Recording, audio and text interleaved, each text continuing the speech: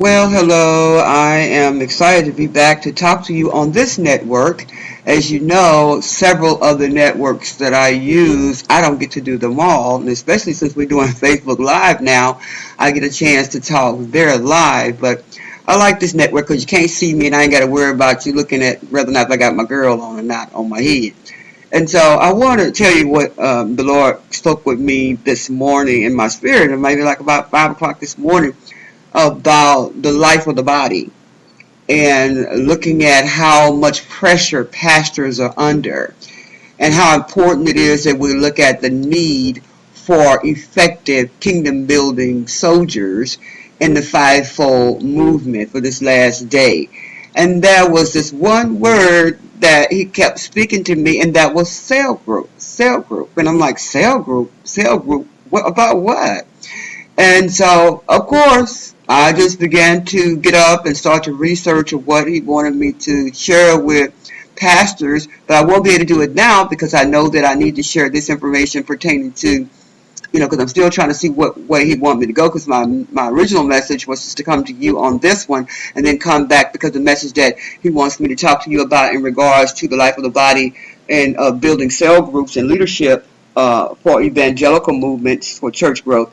I figured I'd come back a little bit later on, hopefully before the week is out, and share with you about that part that I was awakened with this morning to give you some guidance on that. But let's talk about the pastors and think about the priorities of the pastor and how important it is for us as leaders, even though we may be sitting under a pastor and we may visit a pastor who's covering our ministries if we are pastors or overseers or any other fivefold gifts. We got to understand that as a pastor, of course, and us, the most important thing we need to do, we need to preach the word. The second thing, we need to make sure that we love the people and preach the word all in one. And then the third thing, we need to keep our eyes on the prize, keep our eyes on Jesus. This is the only way we're going to be able to deal with some of those who are difficult to deal with. Even as a pastor, there's discouragement that comes and so many other things. And that's why I wanted to give this message earlier, toward the end of last year. I began to talk about these different types of pastor types and gave some overview of where they were as far as the movement is concerned for church growth and or for the deficiency of a church that maybe had some type of spiritual infection and it was not growing. It is God's desire that it just don't be our forward no more. It's very important that we build kingdom. Is it in the number game? No, it's not in the number game as much as it is in the soul game. We need to make sure that we are looking at the soul movement and far as the our call to go you therefore. And so I want to kind of give some encouragement to the pastors today. Please pass this on. I was looking at an article that I was going to give this message by, and it comes from Sunscape, where they gave this article within their ministry that's talking about 50 ways to support the pastor and to honor the pastor. Many people who are in leadership today, for a lot of reasons, could be, we know that Jezebelic and so many other spirits are on the rampage today. And so many of these has caused a lot of people to not honor and not love or not demonstrate love and not show that leader or that overseer or pastor how much they love them. And so I wanted to talk about pastors under pressure. I'm going to use this guide to kind of get that done and hopefully get off here really quickly to share that. But please be sure and stay tuned. I don't know where I'm going to release that one from. It may be live, maybe YouTube. I don't know where it's coming from. But I'm going to be talking about the derailers and the spiritual diseases that has caused a lot of churches not to be able to grow. And that's what the Lord wanted me to share a little bit more about that, about 9 different areas about these derailers and these spiritual diseases that causes our spiritual movement for this last day to be derailed or to have spiritual infection. So I'll talk about that a bit later on because it's too deep to go there. But I want to talk about the pressures. In this article, it talks about pastors are under tremendous pressure. And as a result, it says burnout is a major crisis facing the church today. And you and I both know that many of the pastors and leaders are just falling prey to depression, falling prey to different types of undercover sins that many of them, just tend to just want to just think that maybe if I do this, or if I self-medicate that, or or maybe if I do this conference or do whatever, it would make an overshadow of what I'm really doing that is not right, or what that's causing me to want to try to draw attention to myself rather than to seek to win souls. But it goes on to say that we expect our pastors to be biblical scholars, powerful preachers, sensitive counselors, successful managers, and effective fundraisers. And it goes on and on. We have all these expectations. But yet, when we really want to look at the big picture, are we really, really showing love and honor to those who have ruled over us, to those who we say we love? Are we really, really showing love and honor? I think I sent something out the other morning when the Lord was talking to me about how important it is that we don't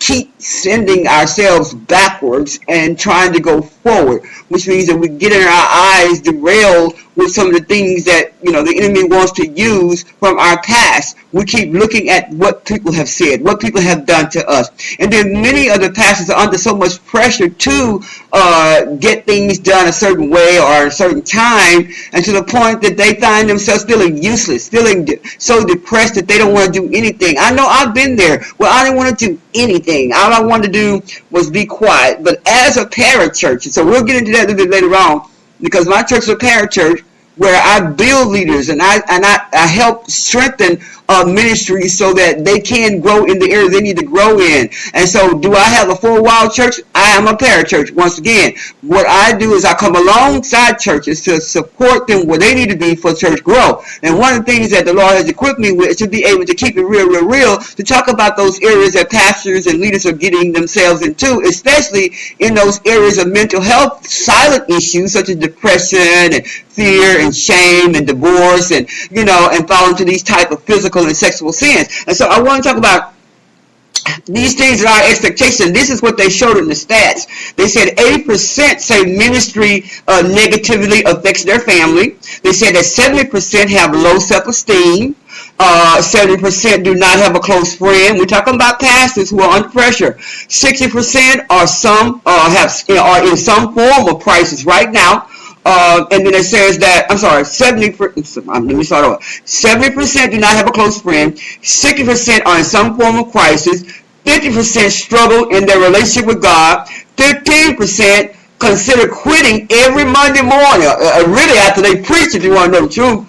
But I know many of them preach a good message that the Lord has used them for, and then they think it was a nothing. They think they failed God, and they go through this depressed mode. They don't want to do nothing. They just want to go home and cry. And I know I've done that. When I've done what I needed to do, for some reason, I feel like it wasn't good enough. I know I'm talking to somebody. And so then I go and I get along by myself before I go to bed. I cry myself to sleep going, I know I disappointed you, Daddy. I didn't do it good enough. I should have did this. I didn't study enough. I didn't fast long enough. Or I shouldn't have got frustrated about so-and-so. But this is what we got to look at, the pressure. And if you listen to me and you are a sheep, you need to understand that the love and the honor and the support is very important. And it goes on to say that 400 pastors per week leave ministry in the U.S. And we won't even get into stats of how many are leaving their marriages, how many is saying, you're not my wife, or I made a mistake, and these types of things. But it goes on to talk about the pastor does need love. The Apostle Paul says you hold the key to helping your pastor be happier, healthier, and more effective. And the way you can do that is according to 1 Thessalonians 5, verse 12 and 13. It says, now we ask you, brothers, to respect those who work hard among you, who are over in the Lord, and who admonish you. Hold them in the highest regard in love because of their work. And it goes on to say that 50 suggestions in this particular article is trying to give some understanding about what we should be doing to consider in supporting our leaders, supporting those who have ruled over you, supporting those who cover your ministry, and loving them and honoring them. And support does not mean just volunteering. It means sowing seeds. So too often the church has stopped tithing. A whole lot of churches literally had to even stop having Bible study on Wednesday night because they can't pay the light bill and the air conditioning running and all that stuff. So the pastor is under pressure. You hear me? They're under pressure. They need the support. And so I'm going to give you a couple of nuggets here, and I'm going to get off here that I thought this article was so profound about. It says you need to consider writing a note or leave a phone message. and tell them about something that you've learned from maybe the Sunday messages, or text them or Facebook them. And then celebrate the anniversary of your pastor. The second thing is as the celebration is coming up, do something special. And the third thing, plan a surprise luncheon. I thought that was real neat. Once you plan something that you can surprise your pastor with, because many of them, you just don't know. Sometimes many of these pastors gave their last money from their house note and to pay their church note, to try to keep things alive so they won't look shameful with the lock on the door. But I'm telling you right now, we have got to help support these pastors. You know what you're doing. You holding back your money. I talked about that the other day. You're going to get a big old income tax check. The church need chairs. The pastor probably need tires. The pastor may be sick and don't have no insurance. Come on. Is that your responsibility? You better bet it is, because that's like your daddy. That's like your spiritual mom. You have got to help the pastor. They're under a lot of pressure. And then, take your pastor fishing or some type of sport outside to take him away from all the stress, or her away from the stress. And then number 5, never say negative things about your leader in front of your family members or other people. You need to talk directly to your pastor if you got a problem. Many people just want to go and backbite the leadership, and they wonder why they got sickness in their bodies and they got lack, because you don't want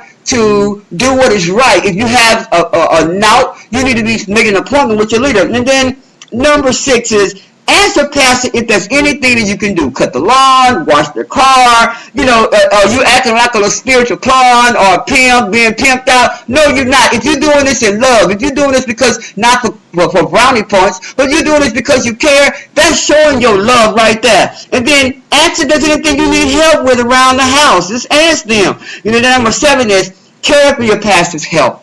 Provide for adequate medical or dental care. See how y'all get a team together on that to see where you can help out medically until they can get the help. Sometimes they may not even tell you, because it's such a shame. Many of them, as I talked about this toward the end of the year, don't even have life insurance. Why don't y'all get together and do some type of life insurance policy that you can help them with, for them and their family? Come on now, we got to learn how we can push up our pastors, strengthen them, and help them, because they carry over the word. They fast and pray for our souls. Many of you, they've had to go there and help you pay your bill. They had to go there to the hospital when you were sick and your children were sick. They had to bury your loved ones. Oh well, that's what the pastor's supposed to do.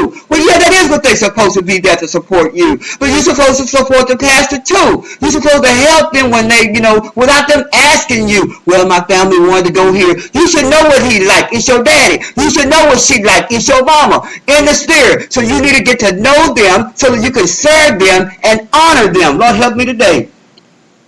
Trying to slow it down. And so you just, look for a membership health club, or find somewhere they can go. You can get them a health certificate or something. An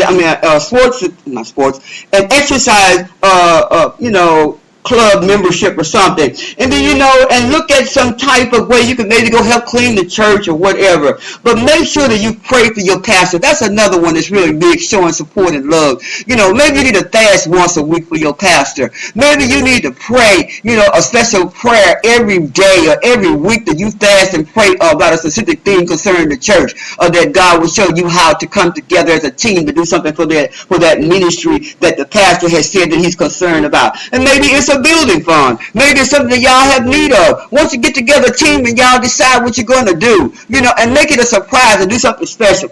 And then be sure that your pastor has at least one day off a week. And then make sure it is taken. For example, a lot of pastors try to take off on Mondays, but before you know it, everybody calling about, somebody's in the hospital. Everybody's calling the first lady, and they don't have any time for themselves, or they can't even go and have a simple dinner. Come on, let's find a team that can help relieve pastors. You associate pastors, you assistant pastors, you should be supposed to be there to pick up the slack. You need to come and help the pastor in the areas that you know that he's been over or she's been overwhelmed with. Lord, help today. Trying to slow it down.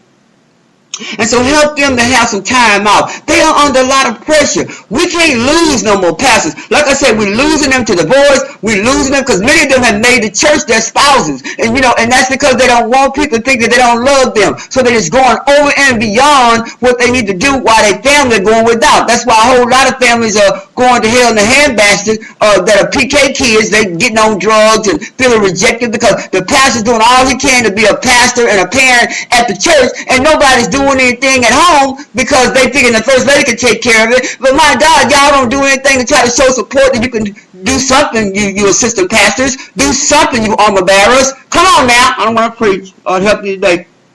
And I was told, led to do this today, because I started looking at the state of the pastors and look at the state of the church, and it's nowhere like what we used to do. We were cook. I mean, the elders, and those women who would be there, the deaconess, they would fix dinners and stuff for the pastors in the olden times back in the day. And the pastor didn't have to never worry about not having nothing to eat. But now we're in such a fixed day with our own little agendas. We don't even want to do anything for the pastor. Lord help today. Or don't want the first lady around. And I realize we need to be careful. We can't eat everywhere today because people are such haters. I understand that. But we still need to understand that we need to be able to trust somebody in some respect. And first of all, pray over the food. I can guarantee you they ain't going to do nothing to you. You pray over it. Ain't no devil in hell going to be able to do nothing with it. The one they think is going to bring you down is going to bring you up or make you fat. Lord help us all. But anyway, you need to congratulate your pastor and show some appreciation and give him love and keep your eyes and ears open to ways as a team that you can help, to show the love and concern for whatever it is that when your pastor's down. You can tell just through their messages how they sound. If they have some concern or wherever they may be going.